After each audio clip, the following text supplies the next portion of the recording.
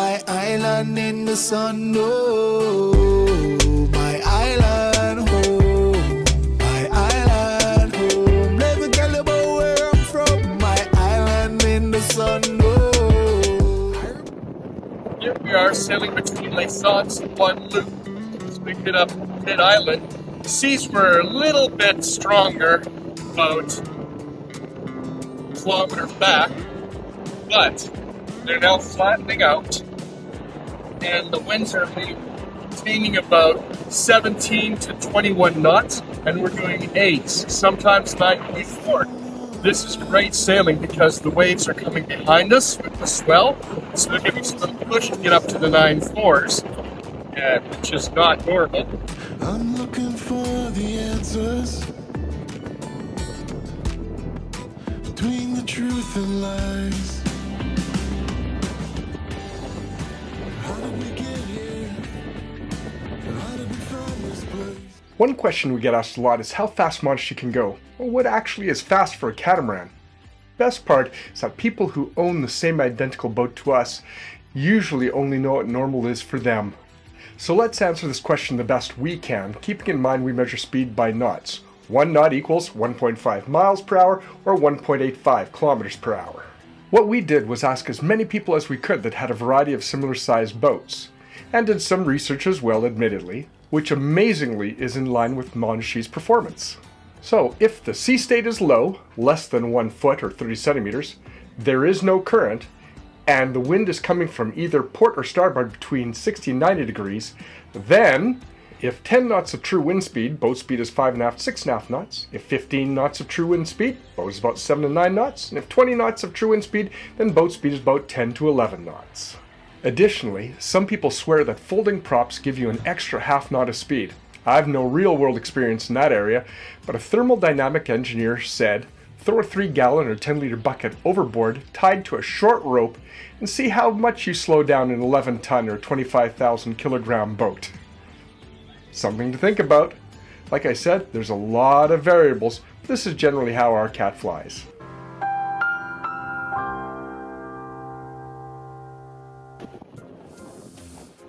We just surfed down our first wave doing 10.5 knots. That's a good sea state and good wind, good trim, everything. There's a 60-foot monohull behind us. They're doing 6.1, 6.2. I think they need to trim their sails a bit better. We're having all the good luck.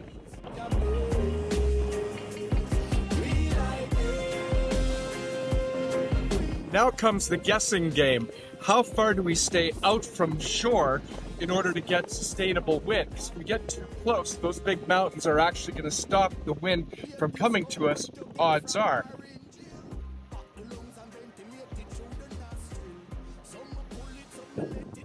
Now from our Croatia sailing, if you remember Campbell and Rocket Ralph, Campbell the Wise and Rocket Ralph, their theory was, and I'm sure it's well learned and taught, 3 times the height of the mountain is how far you're to stay out. So if the mountain is 1,000 meters tall, stay out 3,000 meters. You'll get sustainable seas. Don't know how tall that mountain is, but we're going to see how far we need to stay out. So we turned 20 degrees towards the land, and we had to shoot in our head sails. Telltales are flying pretty good. Let out the mainsail just until the top telltale starts to lift up a little bit. Flag, however you want to describe it. And everything else looks good. So when I say let out the mainsail, we let it go off to port to spill some of the wind, to get it not parallel with the wind coming in, but to fill the sail so it's off-center towards port. This is the angle of our wind, so as you can see, our mainsail is slightly out to port, and we're spilling some of the air, but it creates the wing foil effect. Unknown to most people, Guadeloupe has a very active fishing industry, meaning there are a lot more fish traps with 120-foot long ropes 40 meters. that can easily get caught in your prop or rudder. And then you have a whole world of trouble trying to cut them loose, which also means the fisherman will never get his trap back and lose his income, while also damaging your boat. Fortunately, we missed every one of them. We've got enough red tape to get caught up in customs and Deshaies. Keep a sharp watch, kids. Écoutez, j'ai compris que vous aviez un petit souci électronique à bord, un petit souci tout simplement. Par contre, j'ai pas compris le reste. Vous avez un malade à bord? So there's a sailboat that was just off Les Saints where we were at, about 2.5, 3 hours away, and it's having a problem out in the big wind and the big waves. They've lost their helm, so I think it sounded like a propeller, and they're just doing an all stations call out to see if anybody can go get them. Il n'y a aucun problème pour nous, hein. Vous êtes à un foyer de 15 mètres, donc aucun souci, vous n'êtes pas soumis à une déclaration de mouillage. Voilà, vous demandez pas assistance. And if they couldn't get somebody to go out, they would send out the Guadeloupe search and rescue at a cost. So they're just doing a call out to see if anybody's there that can help them out, and it appears as somebody's answered the call. Where few cruisers go, we make a quick overnight and provisioning stop at Malinger, which is a coastal town on the western side of Basse-Terre, Guadeloupe's lush volcanic island. The name Malinger derives from French colonial times, referencing the area's volcanic sands. Mal for bad or dark, endure for enduring or lasting. Prior to colonization, this part of Basse-Terre was inhabited by the Calanego people, Politically correct new name for the Carib. who relied on fishing and subsistence agriculture. The French then arrived in the 17th century and transformed the island into sugar and coffee plantations. In the 20th century, Malinger then gained international acclaim for its ecosystem. It was in the 1950s that French oceanographer Jacques Cousteau declared the surrounding waters some of the best diving in the world, which led to the creation of the Reserve Cousteau Protected Marine Sanctuary. Malendure is now a great example of Guadeloupe's transformation, from colonized land and ecological exploitation to cultural resilience and environmental stewardship. Wow, that last line made me feel warm and fuzzy. Yes, you, warm and fuzzy like an iguana. How you doing? But now for a docking nightmare, where you can easily damage your dinghy or yourself. I know you'll be on TV playing that guitar, and maybe I'll see you from. Welcome to Malendure, Guadeloupe. Yay! So we're parked just off the coast here, maybe about 100 meters, 120 yards away from the coastline, and this is their dinghy dock area number 2. Number 1, a little bit nicer, but number 2, a little bit on the need some TLC side. But lo and behold, it's close to grocery stores, close to a gas station, so we're going to see if this is a good place for us to hook up just for temporary.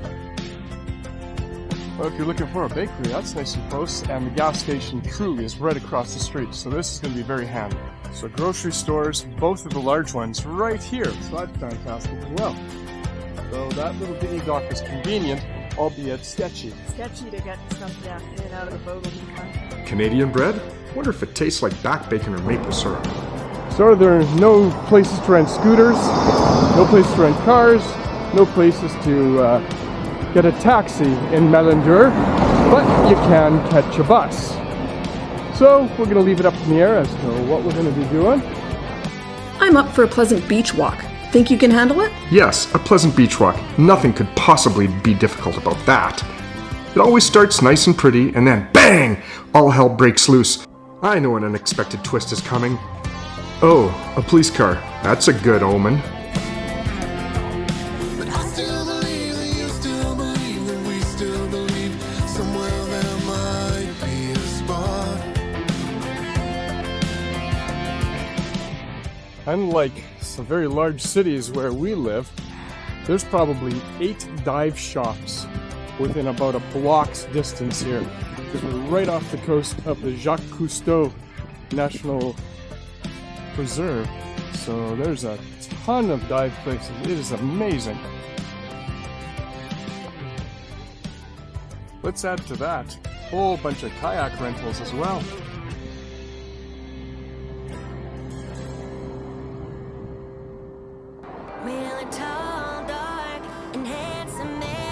We just started to notice again the complete absence of tattoos on people once you hit the French islands. I ain't here for a long time. time, just a good time. I'm leaving in the morning. Ah, the joys of an uphill climb. Feel the burn! Feel the burn. I did not think this was on the agenda for the day. I said, keep on trucking. You ain't gonna get my loving. Keep your I told you, we followed the map and now look, all hell's gonna break loose. First it starts with the fence grabbing. Ooh, that's how it always starts. But then later there's running and screaming. I said, keep on trucking. And if you're digging the delights you're discovering, don't delay. Hit the dazzling like and subscribe doohickeys below and develop our dreams, drawing devotees who will definitely dig it too, like Scott M. and Sherry M. All hell did not break loose. We just turned around and made our way back to the dinghy dock, eventually finding the proper trail. Not how I'm editing this. Okay, I admit, the day's detour ended decently, and we even had a delightful dessert that somehow doubled as dinner, since we have an early departure to Deshaies, and we're told it's a dreaded clearing out debacle, sometimes dragging on for hours. Wow, still with the D's, are we? Sometimes I like them double as well. Oh boy. Ready for this? After what can only be described as a highly uneventful 2-hour journey to Deshaies, we were ready to depart Guadeloupe. Enough with the D's. We've got it, alliteration boy. Deshaies is a beautiful little town located at the northwestern tip of the island and is the main check-in, check-out point for cruisers in northern Guadeloupe. There is not a lot to do here, as it is not really set up for sailors. Or so we thought, but little did we know that a lot can change in a few short months. Welcome to Deshaies. We are here today because we have to clear out of Guadeloupe. So we're going to go to the customs area and get our paperwork stamped and do a little look-see around the town. We were here last year, but very quickly, and so we'll just see if anything is new and exciting. And then we're out of here tomorrow, and we're going to head to Antigua. But so our last night in Guadeloupe right now. It's been a few weeks. It has, yeah. Yes, it has a nice promenade, some seaside restaurants and boutiques, but it is not really set up for tourism. Until now. I'm pretty sure this was not here last year. They are simply making an effort here to turn this into a tourist destination. They've even painted the walk, got a little bridge they've added over the creek. This is doing well, and now giving tours apparently. Okay, so the US islands, USVI, really easy. You don't even have to go checking at all. This is just as simple. We have the portable printer, thermal printer on board. So all we do is we print off 4 pages, come in here, he's like, you've got them already printed off? Yes. Stamp the last 2 pages, signs them, we're out of here. So the horror stories we heard about dreadfully long bureaucracy is not true. What a great change. It is a shame that we did not have the opportunity to spend more time in Deshaies, as it has changed in the past year, but our timeline has us getting to the British Virgin Islands to meet friends in a couple weeks, and we spent longer than expected in Les Saints. You have to watch those episodes. So back to the dinghy dock as my maple syrup bacon flavored Canadian bread and I have a date tonight. Again, you're about to run headlong and screaming into disappointment. But just wait, tomorrow we're heading off to Antigua, and we thought we saw everything in the water until this voyage. And Antigua is a place that is just, well, you'll see. Thanks for sharing our journey and subscribing. And check out this next video, as we believe Coco Chanel would like it too.